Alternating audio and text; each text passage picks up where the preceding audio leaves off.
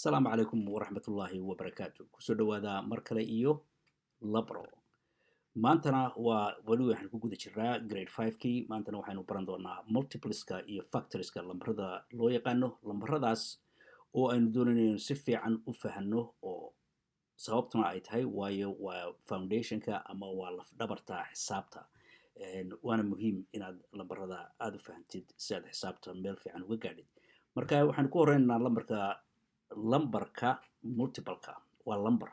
lambarka multipleka waa maxay waa lambarka aad hesho marka aad isku dhufato lambarka lagu siiyo waa lambarka givenka ah ee lagu siiyo iyo nambarada integerska ama aynu hore ugu soo sheegnay nambarada buuxa oo ah kuwa wax lagu tirsaday sida 1 2 3 4 5 6 marka iminka for example tusaale ahaan haddaynu halkaasna waxaa arkaysan waa qeexitaankii oo ingiriis ku qoran marka lambarada integerska ah sida wax lagu tirsada ah waa 1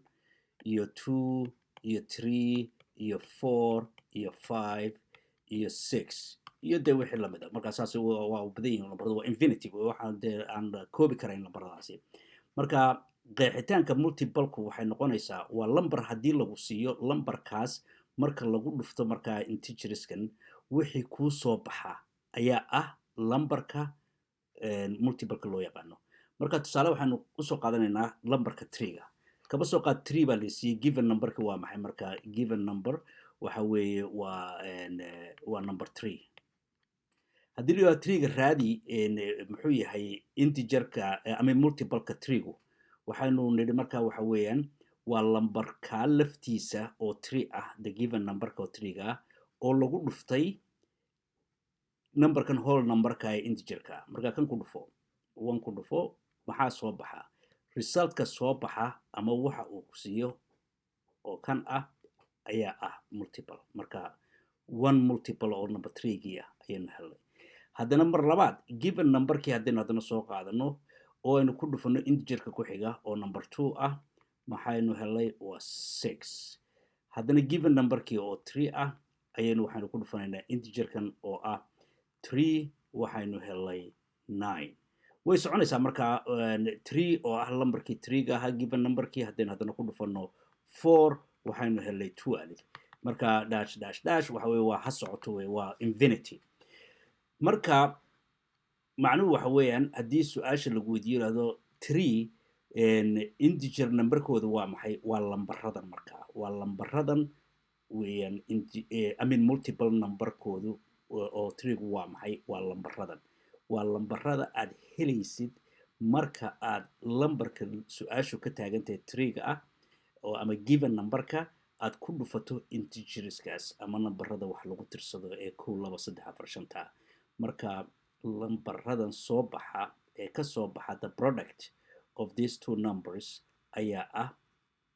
multiple marka multipleku waa maxay waa 3 comma baad oranaysaa lambarka kala qaanaysaa 6 comma 9 comma 12 marka way soconaysaa waa 12 maxaa ku sii xiga waa lambar kale saas ugu sii xiga halkaa waxaad ka arki karaysaa oo kale oo aad odhan kartaa multiplesku wax kale maaha waxa weeyaan waa lambarkan oo isagiiba marba lagu darayaa isagiiba lagu sii darayaa lambarkan markaad dibka 3 sidaa kale waad u eegi kartaa oo ah number multipleskiisu waxa weeyaan sida 3gan laftigiisa multipleskiisu waxa weeye waa 3gii baad ka bilaabaysaa horta isagii mase 3 ku daraysaa waa 6 haddana 3 ku daraysaa waa 9 haddana 3 ku daraysaa waa 12 haddana 3 ku daraysaa waa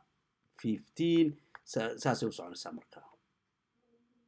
marka multipleska saana waad ku ogaan kartaa sidana waad ku ogaan kartaa marba sidee ku dhib yar tusaale yaroo kale degdegaysna halkan waxaanu ka dhigan karnaa 6 ba haddii lagu yahay 6 multipleskiisa raadi multipleska sidii hore haddaynu ku raadino waxa weeye waa 6 oo times 1 ah waa imisa marka waa 6 6 oo times 2 yana waxa weeye waa 12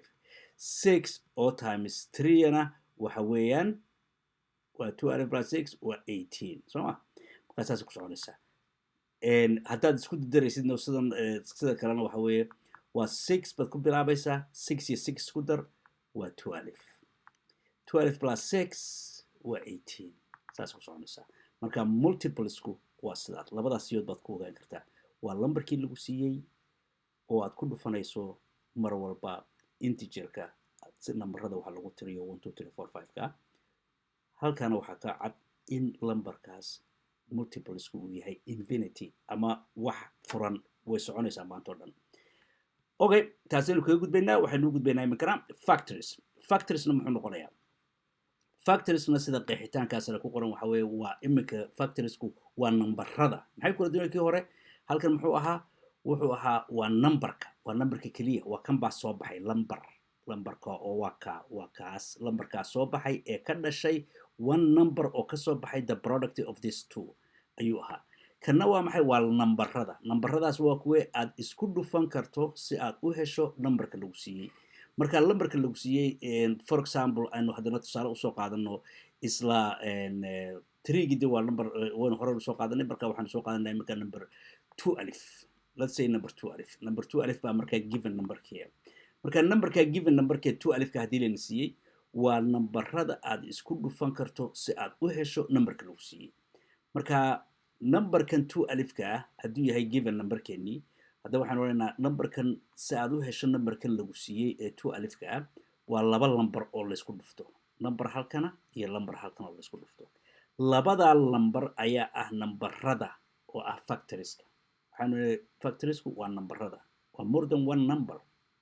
waa marka waa labada number haddaba numberka 2 alif maxaa ku siiya marka waxaad oranaysaa halkan again in integerski ama nambaradii 1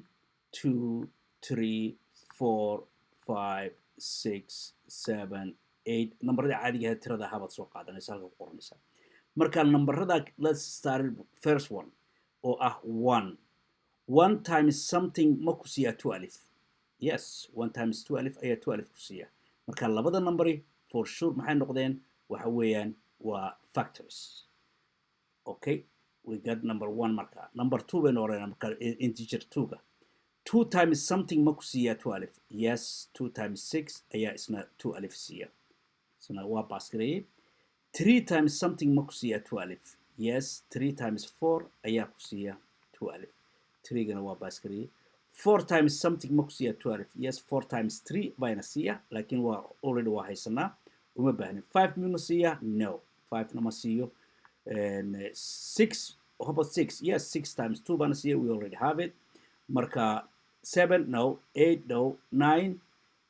10 11 12 marka up to 12 times 1 yes waa haysanaa already therefore baan leedahay marka numberadan all these numbers halkaa saas soo xisaabso all the way up to here ayaa ah 2 alif factorieskoodu wuxuu noqonayaa marka 1 2 3 4 6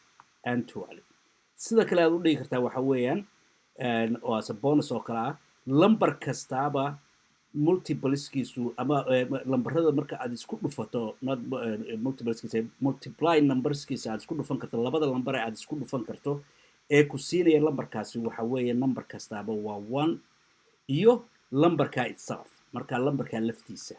ka numberkaasi waa 2 alif halka maxaa ka soo baxaya marka aad factoriska raadinaysid maaha sida multipleska kale wax furan oo ah open maaha oo infinity waa limited oo ah 1 ilaa iyo 2 alif waa 1 ilaa iyo lambarkaas su'aashu ka taagan tahay oo hadda ah 2 alif marka 1 to 2 alif waad qoratay iyo inta u dhaxaysa markaad 1 iyo 2 alifka from the get go aad qoratid ayaad oranaysaa hadda numberka labaad how about 2 times something may see 2 alif yes 2 and 6 kalaas aad qoranaysaa how about 3 yes 3 and 4 kalaas aad qoranaysaa how about 5 no how about 6 waa haysta already that's it halkaas kaga dhamaanaysa marka intaasaan kusoo gabagabaynaynaa waxaan ugu soo celiyay casharkan oo aan hore usoo qaadanay waa si aad u fahantaan factorska iyo multipleska